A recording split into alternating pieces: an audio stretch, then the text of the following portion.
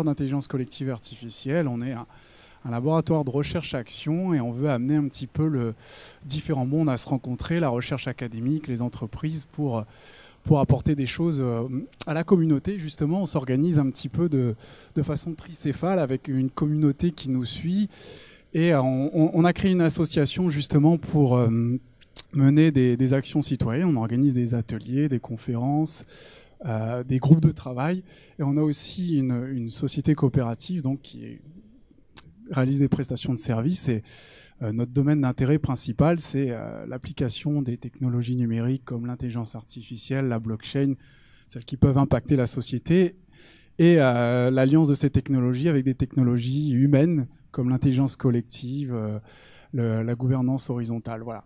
Donc on fait plein de choses. Si ça vous intéresse, n'hésitez pas à venir nous rencontrer et peut-être faire des projets avec nous. Alors, la question de l'intelligence artificielle, c'est difficile de définir déjà ce qu'est l'intelligence ou l'intelligence artificielle même. J'ai pris le parti de prendre une définition relativement large. On va parler aujourd'hui d'intelligence artificielle sous la définition suivante que j'ai empruntée à Yann Lequin, c'est-à-dire faire aux machines ce qu'on pourrait attribuer aux animaux ou aux humains. Voilà. On va considérer aujourd'hui que dès l'instant où quelque chose peut nous paraître intelligent dans un comportement, c'est une intelligence artificielle. Donc là, il y a une petite représentation qu'on doit Audrey ici, qui est très jolie de toutes les formes d'intelligence artificielle dans la recherche qu'on utilise. Et on va se concentrer beaucoup aujourd'hui, nous, autour de la question de l'apprentissage automatique, le machine learning en français, qui est très très populaire en ce moment. Vous allez voir pourquoi, et en particulier le deep learning, qui est la sous-partie du machine learning, qui s'intéresse au réseau de neurones. C'est essentiellement la plupart de ces applications, vous les retrouvez dans vos téléphones et dans les applications sur Internet. Donc elles nous entourent sans qu'on le sache vraiment. Alors, donc on a dit, on va parler de réseau de neurones dans le deep learning. Et, alors, avant de parler de réseau de neurones, on va parler d'un neurone. Là, vous avez tout simplement, en fait, le neurone artificiel, c'est d'inspiration biologique. Donc c'est vraiment la modélisation mathématique d'un neurone biologique. Vous avez vu, j'ai essayé de faire le parallèle. Il y a plusieurs aspects dans la structure du neurone. Il a un corps cellulaire, il a un axone et les neurones se connectent entre eux via des synapses. Et bien finalement, on doit cette modélisation à deux personnes, deux chercheurs, McCullough et Pitts, qui très tôt ont inventé un modèle qui agit comme un neurone. Il fait des opérations élémentaires. Donc, quand on connecte un certain nombre de neurones entre eux, on obtient des réseaux de neurones, et certains de ces réseaux sont assez proches de ceux qu'on peut rencontrer dans le cerveau. Et ici, je vous ai mis une petite représentation pour avoir une intuition de ce que sont les réseaux de neurones. Grosso modo, vous avez, du coup, ils sont organisés sous forme de couches. Ici, on a la couche d'entrée et la couche de sortie. Au milieu, les couches cachées. Et en fait, finalement, chaque cellule va faire des calculs et l'information va se propager de la couche d'entrée vers la sortie. Le but du jeu, dans l'apprentissage qu'on appelle supervisé, c'est que les neurones de sortie, ils doivent prédire un résultat et on leur donne déjà l'étiquette de ce qui est attendu. Par exemple, si vous leur donnez des images avec des animaux dessus, on va leur dire sur cette image-là, c'est un chat, sur celle-ci, c'est un chien. Donc en fait, on leur donne les résultats et le réseau, il va apprendre en comparant l'erreur entre les résultats attendus et les sorties.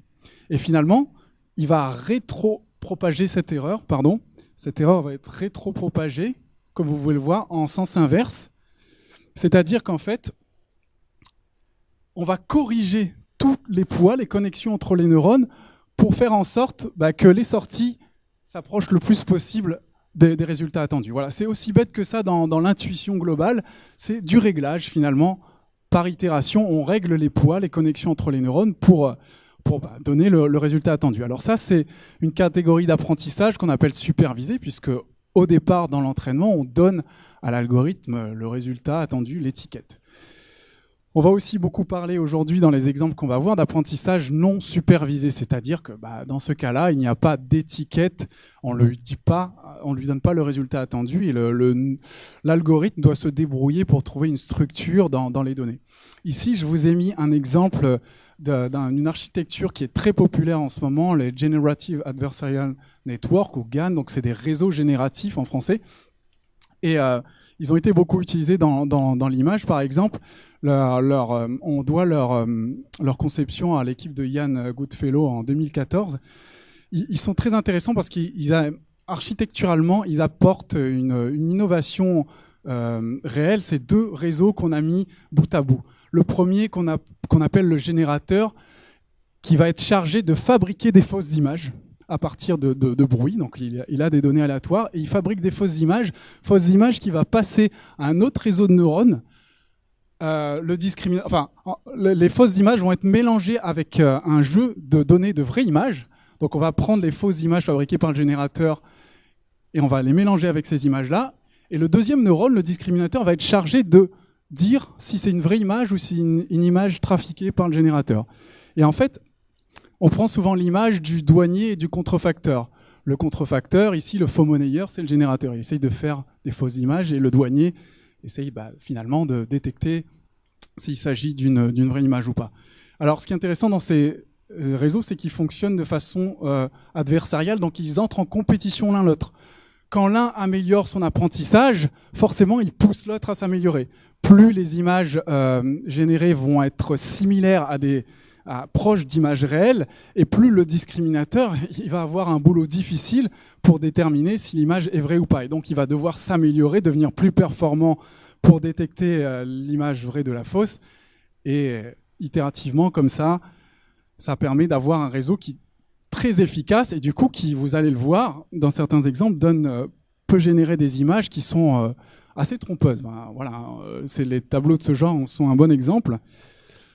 Donc, alors, voilà, ça c'est pour l'intuition globale des méthodes qu'on va utiliser aujourd'hui. Voilà, je ne vais pas rentrer plus dans les détails que ça.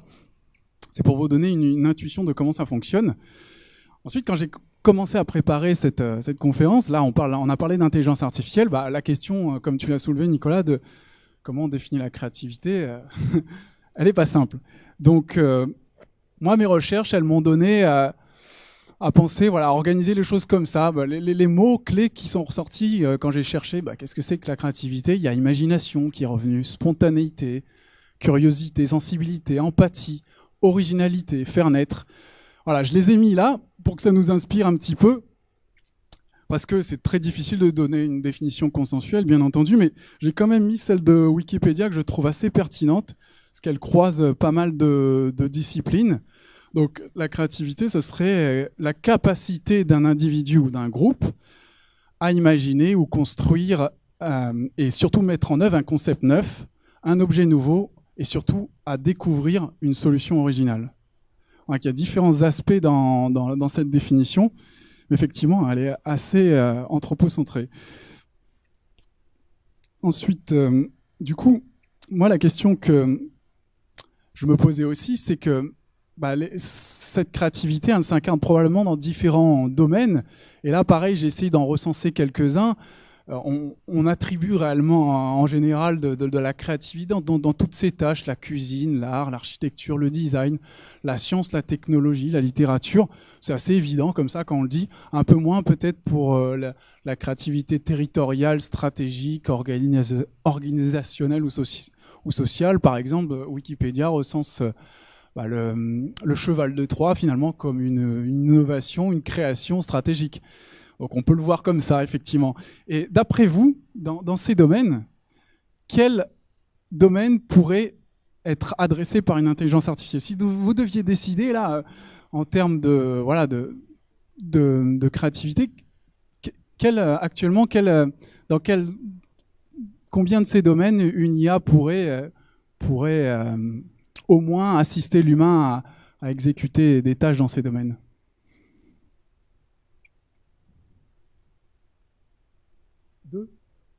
Tous ? Alors, tous, je ne sais pas, mais moi au moins j'ai relevé celle-ci. Je sais que dans ces domaines, la cuisine, l'art, l'architecture, le design, la science, la technologie, la littérature, dans tous ces domaines-là, au moins je sais qu'il existe des applications de l'intelligence artificielle. On va en parler un petit peu après. Donc c'est quand même relativement impressionnant, hein. Il y a de plus en plus d'applications de l'IA dans différents domaines. Là, j'ai essayé d'en faire un petit panorama. Et donc, j'ai essayé de considérer dans un premier temps la chose sous l'aspect, est-ce que l'IA ne peut pas être, à travers les applications qu'on va avoir, un assistant à la créativité au moins, avant de se poser la question si elle-même elle est créative. Est-ce que ça peut pas être un assistant, voire un compagnon? Alors dans différents domaines, c'est le cas. Dans le domaine de l'image et de l'art, il y a plusieurs applications intéressantes et c'est pas, bien sûr, pas du tout exhaustif. En haut à gauche, là, vous pouvez voir la colorisation artificielle faite par un algorithme. L'image ici, là, donc l'image de gauche est l'image originale, et l'image de droite a été colorisée artificiellement par un réseau de neurones, justement. Donc le résultat est assez bluffant quand même.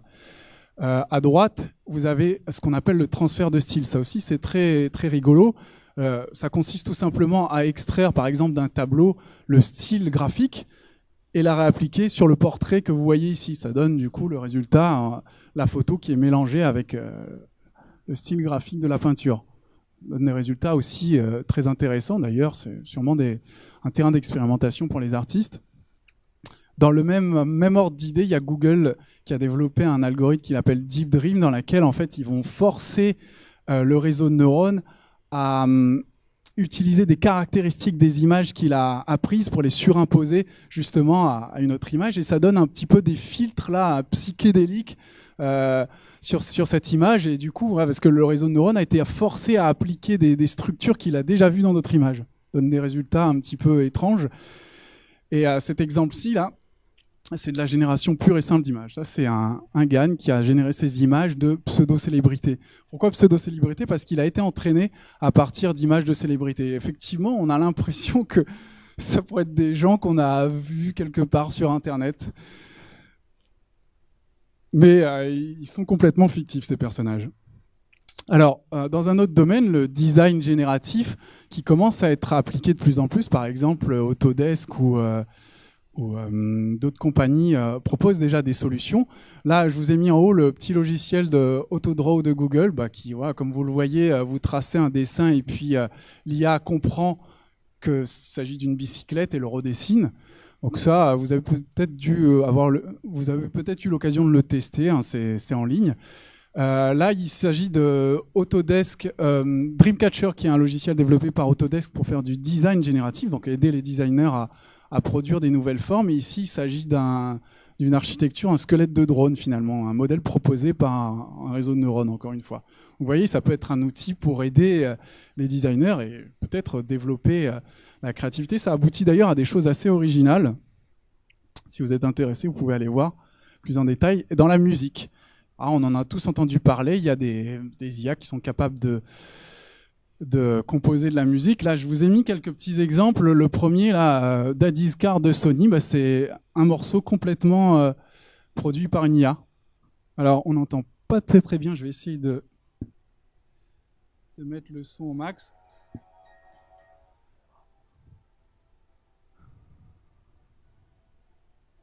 Alors, ça sonne très Beatles, hein, parce que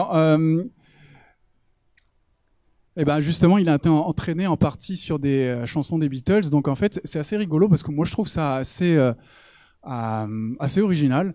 Et puis ça ressemble quand même pas mal aux Beatles. Un petit peu plus impressionnant, il y a toujours Sony qui a développé un réseau qui s'appelle D-Back, là, qui est censé faire des choses qui ressemblent à Bach.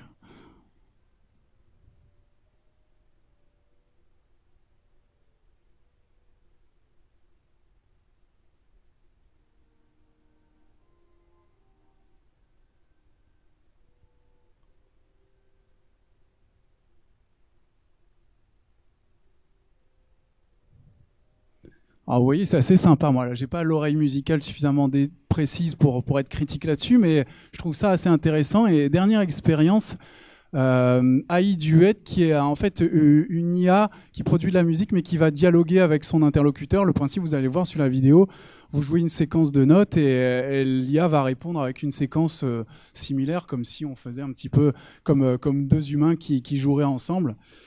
Et c'est assez rigolo. Alors je passe un petit peu les détails d'explication et du coup, grosso modo, voilà, c'est un réseau de neurones qui est utilisé pour composer de la musique. Et ce qui est assez intéressant, c'est que, voilà, là ce que vous voyez, c'est une personne qui joue et l'algorithme qui répond.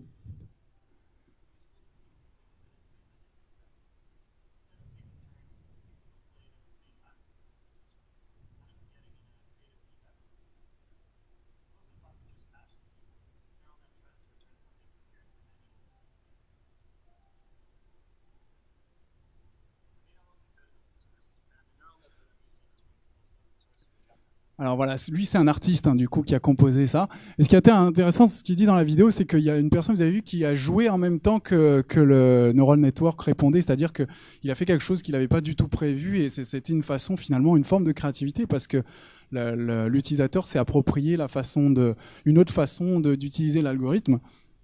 Donc ça peut être vu comme un outil pour peut-être produire la musique différemment. J'essaye de passer, du coup ça ne marche plus. Ah, voilà. Alors dans un autre domaine, voilà, de l'intelligence artificielle, le traitement automatique des langues, alors là, il y a vraiment beaucoup de choses qui se font. Je ne suis pas rentré dans les détails.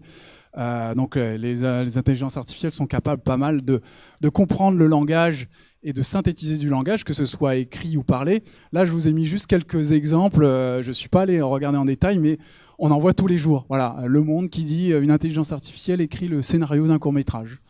Là, dans les Échos, j'ai vu un livre entièrement écrit par une intelligence artificielle.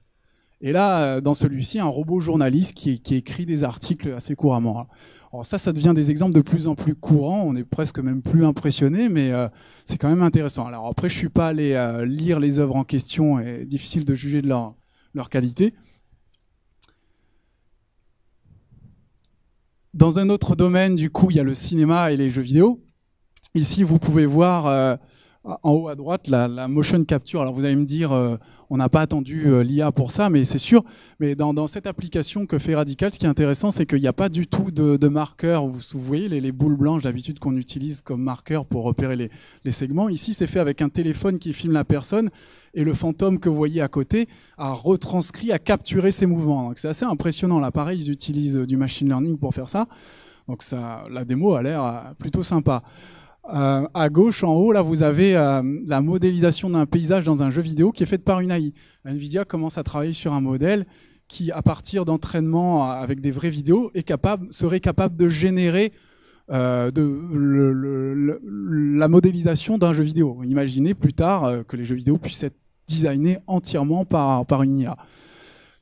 En tout cas, c'est la direction que prend NVIDIA avec son algorithme. Et ici, je vous ai mis un petit jeu qui est rigolo, qui utilise l'IA directement et indirectement, puisque dans ce jeu, vous êtes à bord d'une navette spatiale, et les seules interactions que vous n'avez pas de commande, vous avez juste la possibilité de discuter avec l'IA. Vous devez résoudre une enquête finalement, et vous devez discuter avec l'IA de bord, qui est réelle, puisqu'elle est capable de générer plus de 2 millions de lignes de texte. En fait, le scénario du coup sera complètement adapté aux joueurs, il ne sera pas du tout linéaire, et en fait, votre but, c'est de dialoguer avec l'IA pour trouver la fin du jeu, résoudre l'enquête. Alors j'ai trouvé que l'application était assez rigolote, et donc peut-être que l'intelligence artificielle pourra sûrement donner des choses intéressantes dans le monde du jeu vidéo. En tout cas, moi je le pense. Dans le domaine des sciences et technologies, je ne vais pas rentrer dans les détails, mais là il y a pas mal d'applications aussi qui sont utilisés déjà comme des outils d'assistant à la créativité. Je trouve, dans le domaine de la médecine, il y a des IA qui sont capables de découvrir des nouvelles molécules. Là, cette image-ci est tirée de Nature, et il y a de plus en plus, par exemple, de startups qui proposent des IA qui sont capables de découvrir de nouvelles molécules qui ont des propriétés chimiques réalistes et qui souvent sont synthétisées. Voilà, tout ça à partir de bases de données, d'articles et de dossiers patients. Je vous ai mis aussi l'exemple de flotte de véhicules autonomes. Alors ça a l'air assez banal, le véhicule autonome maintenant, mais finalement, si on arrive à organiser une flotte de véhicules, la créativité, elle est peut-être dans l'application qu'on va en faire. Finalement, on va peut-être inventer des nouveaux modes de transport de cette façon-là. Et enfin, toujours dans la santé, je vous ai mis ici une aide au diagnostic, un exemple d'aide au diagnostic. Ici, c'est un papier de 2017, il me semble, d'une équipe de Stanford qui a créé une IA qui était capable de catégoriser les mélanomes aussi bien que 27 dermatologues. Elle faisait aussi bien que ces personnes-là. Ce qui est intéressant, ils se sont rendus compte qu'elle classifiait les mélanomes de façon un peu différente de celle de l'humain. Donc là, sur ce genre d'exemple, l'humain et la machine peuvent gagner à collaborer pour détecter au mieux les tumeurs. Alors, bien entendu, tout ça, ce sont des exemples, et vous allez me dire, c'est un peu facile, elles ne sont pas vraiment très créatives, ces IA, finalement.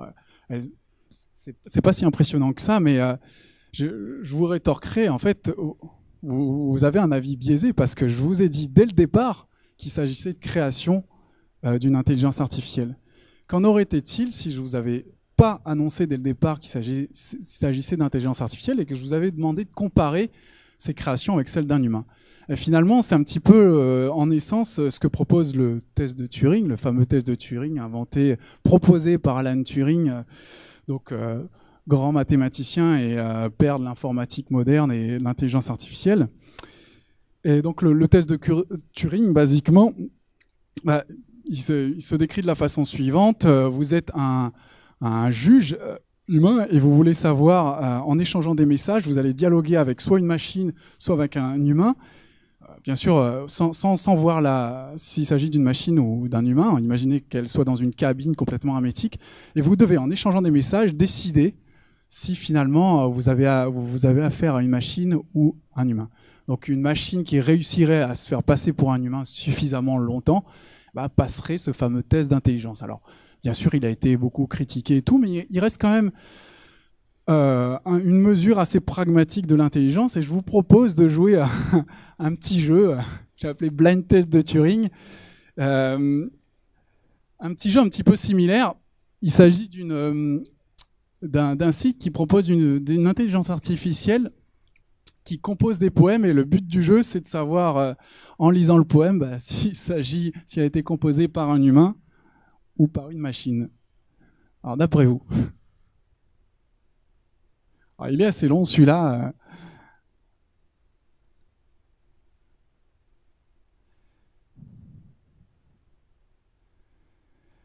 Moi, comme ça, je dirais humain. Alors, on va essayer de cliquer pour voir. Et en fait, le résultat, c'est que c'est un humain correct. Alors, ici, on a gagné, mais vous allez voir que voilà, les avis sont partagés. Si on essaye avec d'autres poèmes, là, par exemple, il est plus court, celui-là. Alors, My body is both right and wrong. In water, I may sink or swim.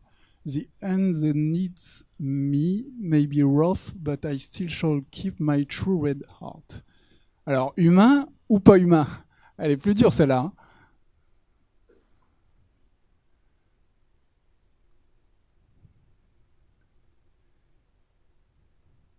Humain? Allez, on va essayer humain. Ça a l'air d'être un humain, effectivement. Moi aussi, je dirais ça. Correct. Bon, vous voyez, alors quand j'ai fait les tests, parfois il y avait des cas où je me trompais. Du coup, c'était plus impressionnant. Mais là, les avis sont partagés. Alors parfois, il y a des exemples qui sont pas du tout évidents et on pense que c'est un humain alors qu'il s'agit d'un algorithme. Alors, on va revenir à notre présentation. Alors, petit moment de cafouillage.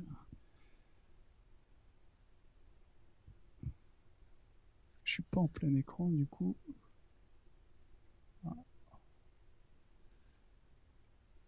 Voilà. Ok, donc vous l'avez vu, c'est pas toujours aussi évident que ça de savoir s'il s'agit d'une intelligence artificielle ou pas, et a fortiori donc de conférer ou pas une capacité créative à une intelligence artificielle. Maintenant, question plus compliquée, est-ce que l'intelligence artificielle est capable de créativité? Alors, j'ai choisi pour ça de vous parler un petit peu du monde du jeu. Et on revient à la défaite en 97 de Garry Kasparov, que vous voyez ici, là, champion du monde des échecs. On est à l'époque où il est super fort et il domine le circuit. Et il se fait battre. Il se fait battre par Deep Blue, l'intelligence artificielle créée par IBM. Et ce qui est intéressant, c'est que dans la petite histoire, dans la deuxième partie, Deep Blue a fait un coup assez inattendu. Il a sacrifié un pion comme ça, il a joué un coup qui paraissait inutile, et ce coup a vraiment perturbé Kasparov. Il l'a perturbé et ça a sûrement amené à le déconcentrer, bien que lui le nie. Et ce qui est rigolo, c'est qu'on a découvert par la suite, par Nate Silver, qui est un statisticien, qu'il s'agissait sûrement d'un bug de programmation, en fait. Un bug qui a conduit à Deep Blue à jouer au hasard. Et vous voyez qu'à ce moment-là, Kasparov n'a pas compris et s'est dit qu'il s'agissait d'une forme de stratégie ou d'une intelligence particulière qu'il n'était pas en mesure de comprendre à ce moment-là. Et ce qui est intéressant, c'est qu'on pourrait considérer ça comme une forme de créativité si on savait que ça n'était pas un bug. Imaginez que ce soit plutôt les programmeurs qui implémentaient cette fonctionnalité de jouer certains coups au hasard. On pourrait voir ça comme une forme de créativité. Ce n'était pas le cas ici. Il y a une deuxième anecdote assez rigolote, c'est que à la 6e partie qu'il a perdu, Kasparov, cette fois-ci, c'est lui qui a innové. Il a tenté un coup très risqué. Il a commencé à utiliser la défense qu'on appelle Caro-Can. Et en fait, cette défense, elle préconise un certain nombre de trucs. Il a commencé à amorcer cette défense et il a joué complètement quelque chose qui n'était pas du tout préconisé. Il a amené Deep Blue à essayer de sacrifier son cavalier. L'idée, c'était de le provoquer pour qu'il puisse prendre un avantage. Il était parti du principe que Deep Blue ne sacrifierait pas son cavalier, reculerait et du coup, qu'il gagnerait un avantage par ce coup risqué. Alors, l'histoire en a voulu autrement. Deep Blue a malheureusement sacrifié son cavalier qui a conduit à précipiter la défaite de Kasparov. Mais il s'est justifié à l'époque en disant « Pourquoi j'ai fait ce coup de folie ? Pour agir, les machines doivent anticiper un retour sur investissement. Je savais que Deep Blue ne sacrifierait pas son cavalier et serait obligé d'opérer un retrait, me laissant en position de force. » Ce qui est intéressant, c'est que, on le verra plus tard, il avait relativement bien compris intuitivement le fonctionnement de Deep Blue. Alors je vais rentrer un tout petit peu dans les détails de comment il fonctionne. Pour faire un algorithme qui joue aux échecs, qu'est-ce qu'il faut ? Il faut 2 ingrédients principaux. Le premier, ça va être on représente les coups, chaque situation sur l'échiquier par un graphe. Vous voyez là, chaque coup va représenter un graphe et donc du coup on veut représenter tous les coups possible avec le plus loin possible dans la partie. Ça s'appelle la profondeur de l'arbre. Donc quand vous jouez aux échecs, vous essayez d'anticiper à l'avance un maximum de coups.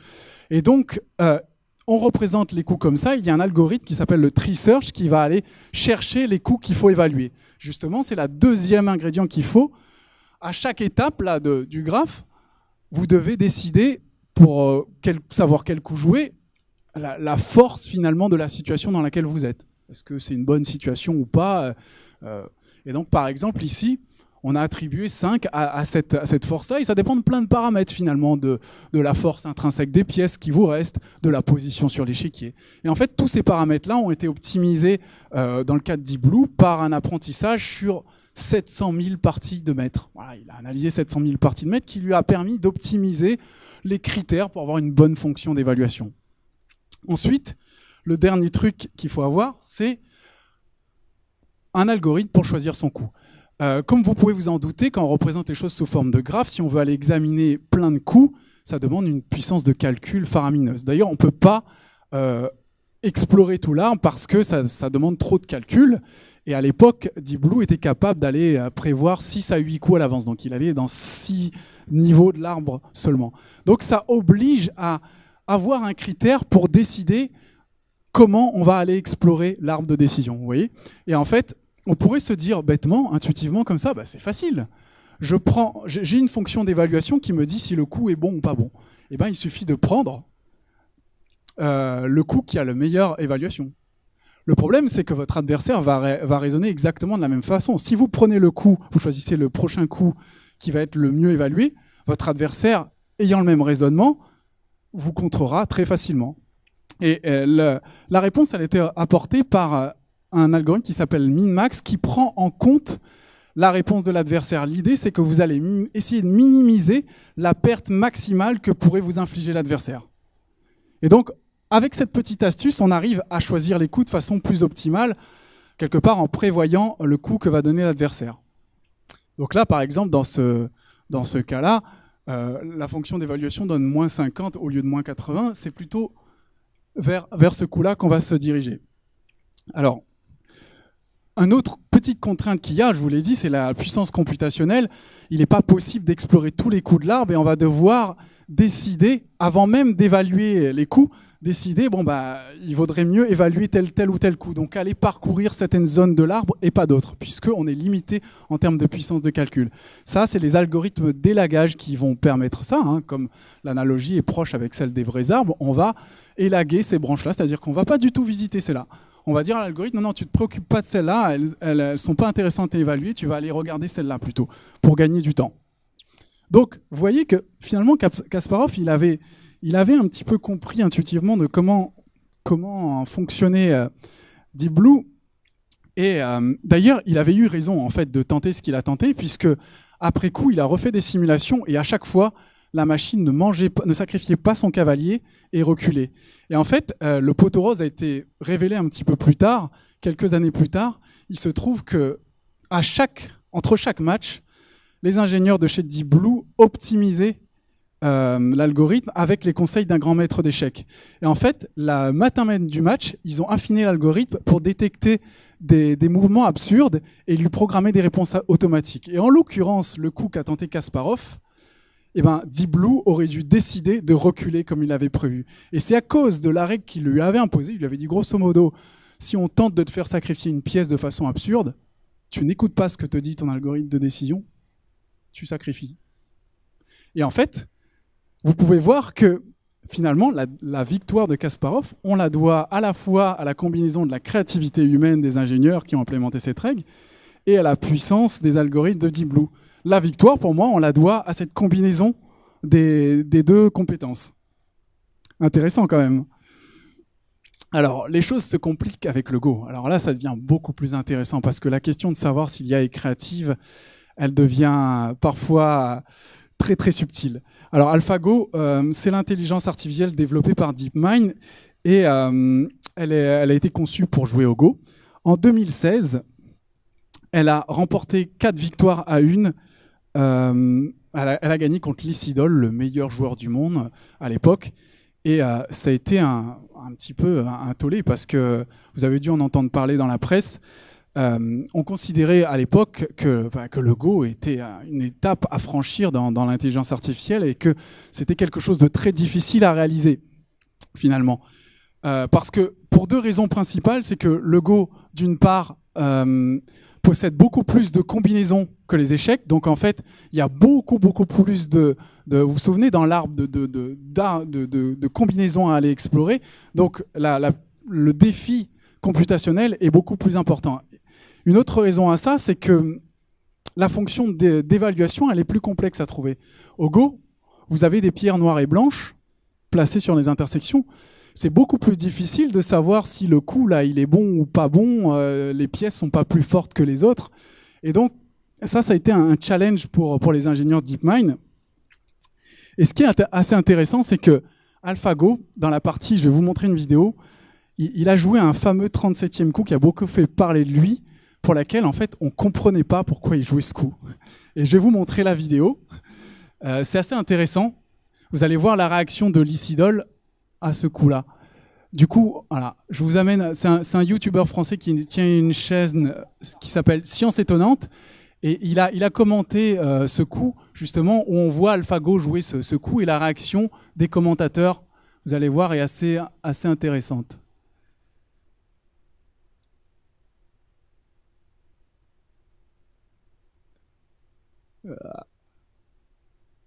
Désolé.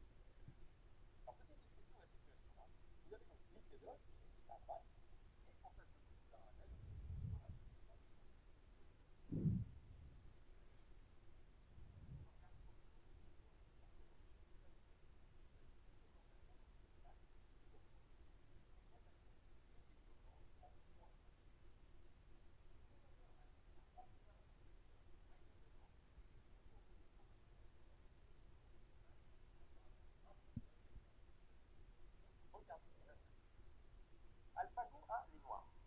Il vient de jouer, on voit le coup sur le vrai plateau ici, mais les commentateurs n'ont pas entendu ce coup. Ils vont découvrir. Observez la scène, je vous ai traduit quelques éléments du dialogue. And this is what Farid from the Google team was talking about. Is this kind of about evaluation. Vous avez vu,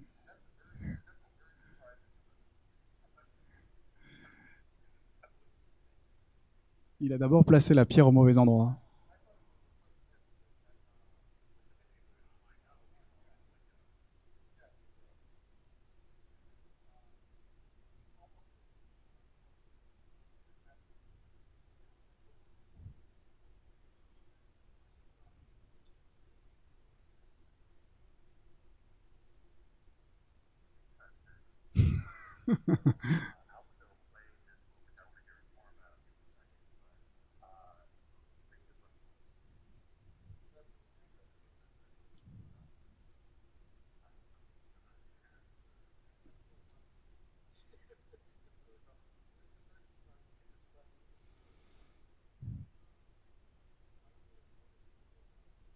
Vous allez voir quand il va revenir sa réaction.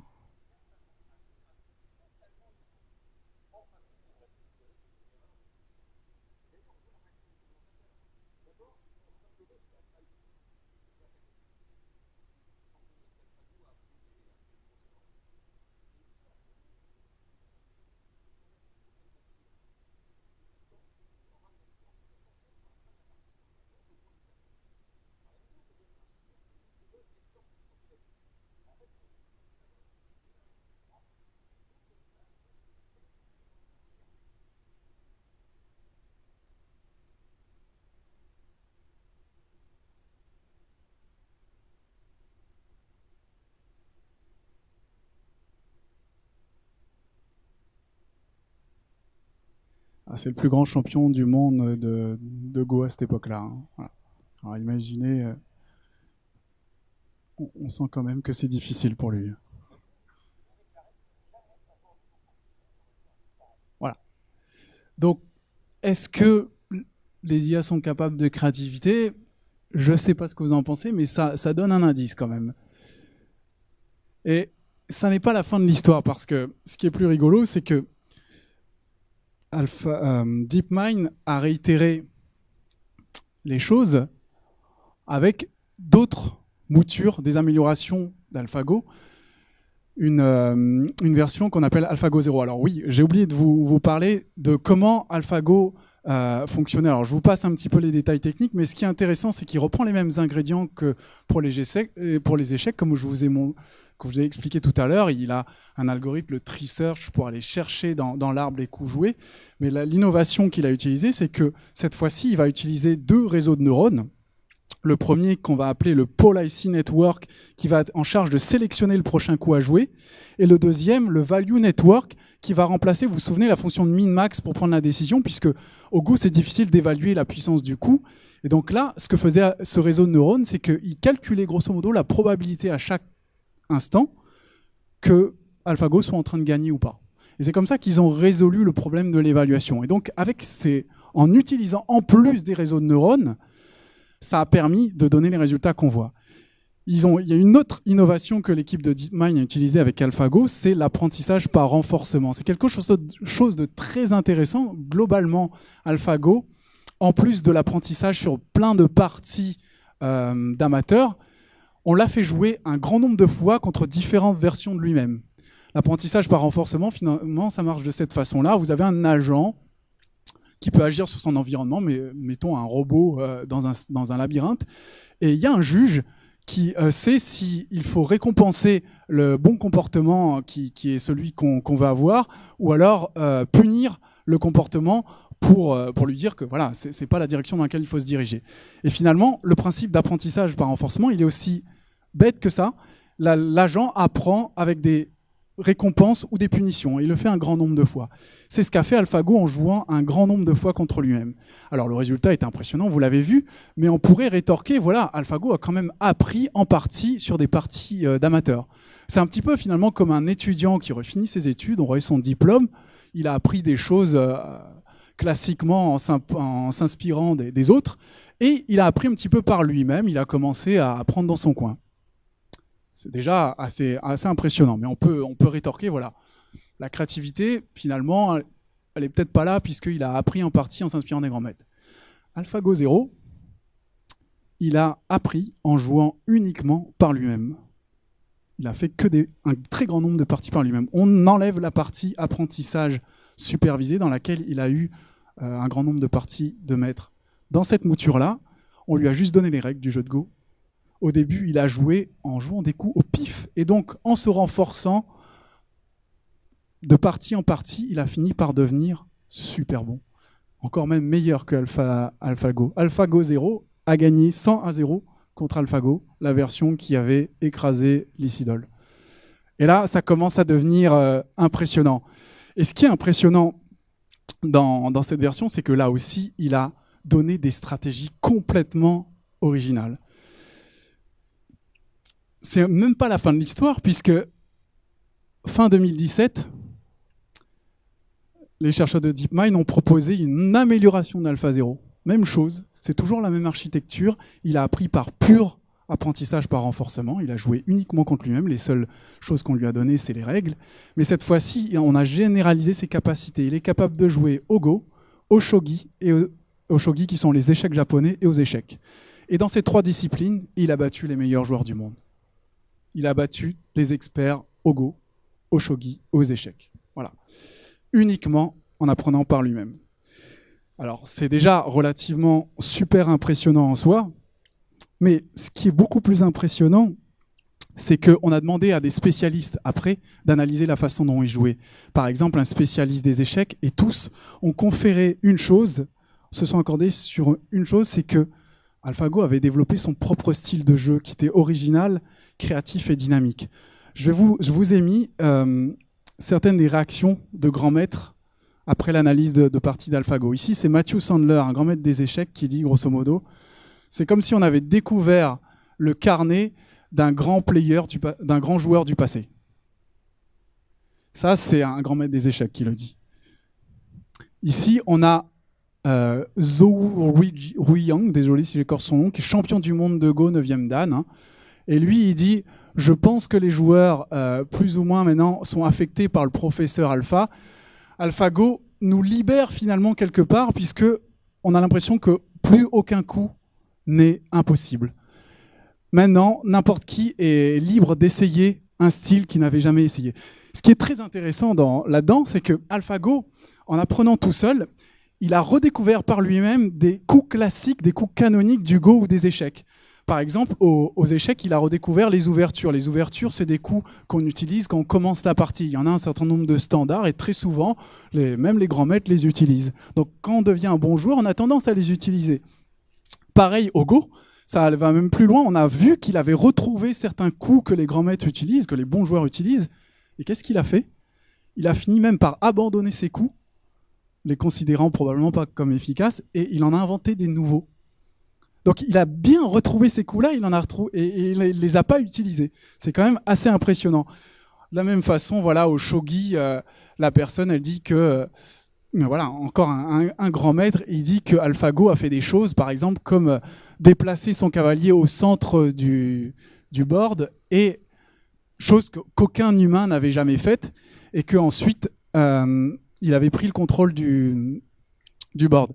En fait, ces 3 avis montrent une chose, c'est que tous les experts ont reconnu un style créatif à cette intelligence artificielle. Donc là, on a quand même un indice relativement intéressant de est-ce qu'une IA peut être créative? Alors, je ne sais pas ce que vous en pensez, ça donne une partie de la réponse. Je ne m'avancerai pas sur une conclusion. Par contre, tous les exemples qu'on a vus, je terminerai là-dessus, sont très très impressionnants. Moi, personnellement, en préparant cette intervention, j'étais plutôt à me dire, bon, c'est quand même surévalué ces questions, on exagère encore une fois. J'étais assez impressionné d'apprendre tous ces résultats et de voir, par exemple, qu'AlphaZero, il avait appris les choses par pur apprentissage par renforcement. On lui avait donné que les règles. Et là, toutes les choses que j'ai montrées, la génération d'images, le fait d'inventer de nouvelles molécules, de nouveaux traitements, sont quand même des choses qui étaient impensables il y a des années. Donc l'intelligence artificielle a fait des progrès énormes, en particulier très visuels quand il s'agit de générer des images, mais ça pose des questions de l'ordre de l'éthique assez intéressantes. Qu'en est-il de la manipulation de l'information? Si je vous montre cette image... Alors, attendez. Si je vous montre cette image... Qu'est-ce que vous avez vu? Un chien? Qui a vu un chien? L'image originale, elle est à gauche, c'est un chat. Voilà. L'image que vous avez vue, c'est celle-ci. Elle vient d'un article de recherche qui utilise des GAN dont on a parlé. Ils ont été designés dans un but précis, c'est créer une déformation de l'image pour justement tromper la perception humaine, et elle trompe aussi d'ailleurs les algorithmes de reconnaissance d'image. Donc le réseau de neurones, ce qu'il a fait, c'est qu'il a fabriqué cette espèce de déformation qui, lorsqu'on applique sur cette image, en l'occurrence ici le chat, eh ben, nous donne l'impression de voir un chien. Assez impressionnant, non, en termes de potentiel de manipulation que ça génère. Vous avez peut-être aussi vu sur Internet ces vidéos d'Obama où on lui fait dire ce qu'on veut parce qu'on arrive à finalement remplacer les mouvements de son visage par d'autres mouvements pour lui faire dire ce qu'on voulait. Donc ça pose clairement des questions d'utilisation. Si ces IA sont douées d'intelligence et de créativité, quelles utilisations on va en faire ? Et ça pose aussi la question de l'intention des gens qui sont derrière et de comment ils vont les appliquer. Je vous citerai des cas moi qui m'ont questionné. Par exemple, aux États-Unis, une équipe a utilisé de la reconnaissance faciale pour catégoriser les gens suivant leur orientation sexuelle. Grosso modo, on présentait une photo et l'algorithme disait si vous êtes gay ou pas gay. C'est moyen comme application, non ? Dans le même genre, les Chinois ont utilisé, pareil, la reconnaissance faciale pour prédire si, à partir d'images, la personne avait une probabilité d'être délinquant ou pas. Sympathique. Donc voilà, l'utilisation qu'on va en faire de ces IA, plus elles sont créatives, plus elles sont intelligentes, et plus ces questions-là se posent, à mon avis. Et un deuxième point que je voulais vous partager, c'est qu'en est-il de l'interprétabilité des décisions ? Les réseaux de neurones et toute cette ingénierie qu'on a vue, elle est extrêmement performante pour un certain nombre de choses. Elle a donné des résultats très impressionnants. Par contre, une de leurs faiblesses majeures, c'est qu'il est très difficile de comprendre leurs décisions. De plus en plus, les architectures grossissent et est très difficile de tracer, de rendre transparente la décision de retracer la décision de l'algorithme, en fait. Et c'est comme si vous voulez chercher une aiguille dans 1000 bottes de foin. Et ce genre de question, elle est parfois primordiale. Je pense par exemple à la santé. Il est très probable qu'on se dirige de plus en plus vers l'assistance, l'aide au diagnostic. Les IA commencent à être assez bonnes, voire aussi bonnes que les médecins pour détecter par exemple des tumeurs sur des scanners. Donc elles vont peut-être les assister, voire les remplacer. Si demain on utilise ces IA, vous aimeriez peut-être savoir pourquoi l'IA vous prédit une tumeur ou une maladie dans les années à venir, non ? Là, l'interprétabilité de la décision prise par ces IA, je pense, est cruciale. Donc, je terminerai là-dessus en disant, finalement, il y a un compromis, il y a une balance à trouver entre les dangers et les considérations éthiques qu'il faudra mettre et les potentialités phénoménales d'application qu'on peut envisager avec l'IA. Et la question que j'aimerais vous poser, c'est comment faire cette balance, comment trouver ce bon équilibre. Et finalement, est-ce que c'est pas... une partie de la réponse pourrait être apportée par la créativité que nous tous, humains, en tant que société, pourrions développer pour trouver des applications de l'IA qui soient socialement bénéfiques. Voilà. Je vous remercie de votre attention. Et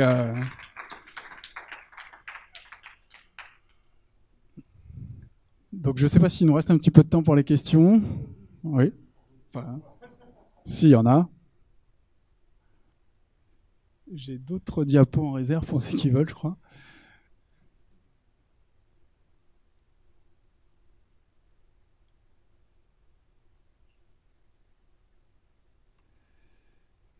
Alors, s'il n'y a pas de questions, il y avait une diapo que je voulais vous montrer dans le même genre. Récemment, je ne l'ai pas mis, mais il y a DeepMind a fait une découverte aussi, a développé une intelligence artificielle. Je me perds dans les slides. Peu importe, une intelligence artificielle qu'ils appellent AlphaStar. Et cette intelligence artificielle, elle joue à un jeu qui s'appelle StarCraft 2. Et ça y est, il n'y a pas très longtemps, elle a battu des meilleurs joueurs humains.